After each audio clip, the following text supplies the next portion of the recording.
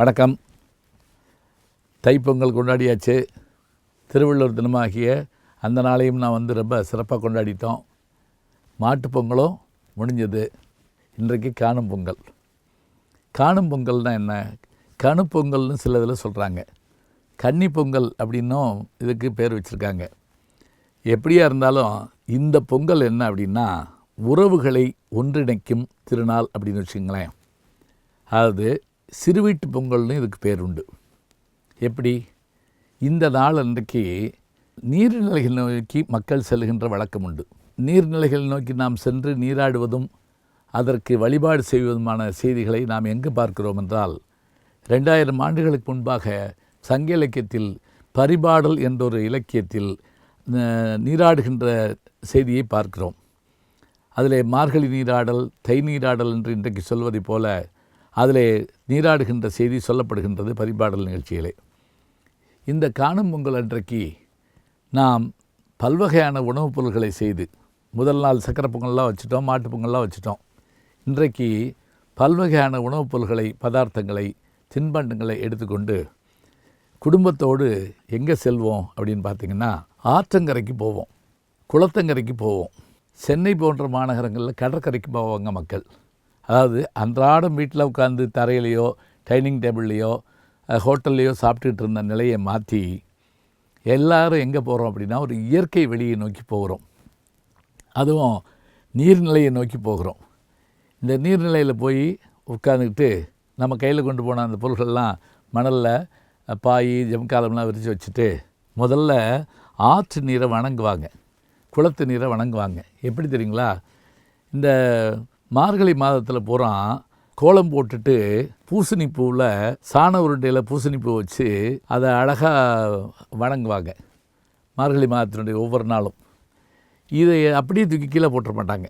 அந்த பூசணி பூவை அந்த சாணத்தில் தட்டி அப்படியே எருவாட்டி மாதிரி வச்சுருப்பாங்க. அதை பூரா காய வச்சு வச்சுருப்பாங்க. அதை எல்லாத்தையும் எடுத்துக்கிட்டு அதை கொண்டு வந்து இந்த தண்ணியில் அது மேலே சூடத்தை வச்சு பொருத்தி குழவையிட்டு தண்ணியில் அனுப்பிட்டு சுற்றத்தாரோடு உட்காந்து எல்லாருமா சாப்பிட்டு மகிழ்ந்து, அந்த பக்கம் வீர விளையாட்டுகள் நடக்கும். அதாவது கபடி விளையாடுவாங்க, கம்பு சுற்றுவாங்க, இதெல்லாம் ஒரு பக்கம் நடக்கும். இந்த பக்கம் பிள்ளைகள் ஓடி விளையாடும், தண்ணிக்குள்ளே போயிடாம பத்திரமா பார்த்துக்கிறணும், அதெல்லாம் ஒரு பக்கம் நடக்கும். சில நேரங்களில் மணவிழா பேச்செல்லாம் நடக்கும். இது எல்லாமாக ஒரு கூட்டு முயற்சியாக நடைபெறும். இதை நம்ம காணும் பொங்கல்னு சொல்கிறோம். இது இப்போ ஒரு கேள்வி கேட்குறோம், இது எதுவுமே இல்லை, எங்கள் ஊரில் ஆறு இல்லை, குளம் இல்லை, கடல் இல்லை, என்ன பண்ணுறது அப்படின்னா, ஒன்றும் இல்லைங்க. நண்பர்கள் வீட்டுக்கு நம்ம போயிட்டு வரலாம், அவங்கள நம்ம வீட்டுக்கு வர சொல்லலாம். எல்லோரும் ஒரு பொது இடத்தில் சந்திக்கலாம். ஒரு புல்வெளியோ ஒரு சாதாரண மரங்கள் நிறைந்த பகுதியோ அங்கேயோ எங்கே போய் அங்கே உட்காந்து எல்லாருமாக பேசலாம், கூடி விடலாம். அப்போ உறவு, உணவு, உணர்வு, இந்த 3 வார்த்தை இங்கே வச்சுக்கோங்க. உறவு என்ன? காணும் பொங்கல், நண்பர்களை காணுதல், உறவினர்களை காணுதல், இன்னும் சொல்லப்போனால் அறிமுகப்படுத்தல். இவர் யார் தெரியுங்களா? ஏய், சின்ன பிள்ளையில் பார்த்தது ஞாபகம் இல்லையா? இவர் தான் உங்கள் சித்தப்பா, உங்கள் மாமா போட்டுப்பார், எவ்வளோ வளர்ந்து தாப்பார் என்று ஒருவருக்கு ஒருவர் அறிமுகம் செய்கின்ற நாட்கள். ஏன்னா இன்றைக்கி என்ன தான் நீங்கள் பார்த்தாலும் அடிக்கடி எல்லார் வீட்டுக்கும் போக முடியாது. பெரும்பாலும் வாட்ஸ்அப்லேயோ இதுலேயோ பேசிடுறோம் நம்ம. அப்போ என்ன பண்ணுறோம்?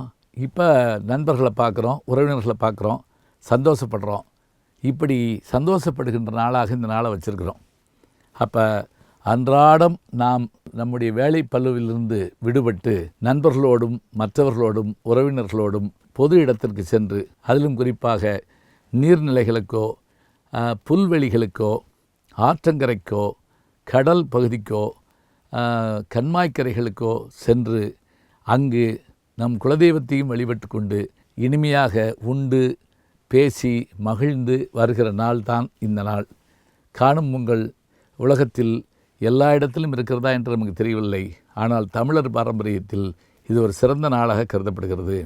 காணும் பொங்கலை கொண்டாடுகின்ற அத்தனை பேருக்கும், நம்முடைய யூடியூப் நேயர்களுக்கும் மற்றவர்களுக்கும் வாழ்த்துக்களை தெரிவிப்போம். காணும் பொங்கல் வாழ்த்துக்கள். நல்ல செய்திகளை நாளும் சிந்திப்போம். நாளை சந்திப்போம்.